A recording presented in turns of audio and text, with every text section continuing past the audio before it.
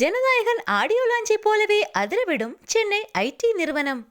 தமிழ் சினிமாவிலேயே அதிக ரசிகர் பட்டாளத்தை வைத்திருப்பவர் என்ற பெருமையை பெற்றவர் தலைவர் விஜய். அரசியலிலும் சரி சினிமாவிலும் சரி மாபெரும் இளைஞர் படையே அவருக்கு பக்கபலமாக துணையாக நிற்கிறது. தலைவர் விஜயின் கடைசி படமான ஜனநாயகன் திரைப்படம் வரும் 9ஆம் தேதி வெளியாக உள்ளது. இந்நிலையில் ஜனநாயகன் படத்தின் ட்ரெய்லரானது நேற்றைய தினம் வெளியாகியிருந்த நிலையில் மக்கள் மத்தியில் மிகுந்த வரவேற்பை பெற்று வருகிறது.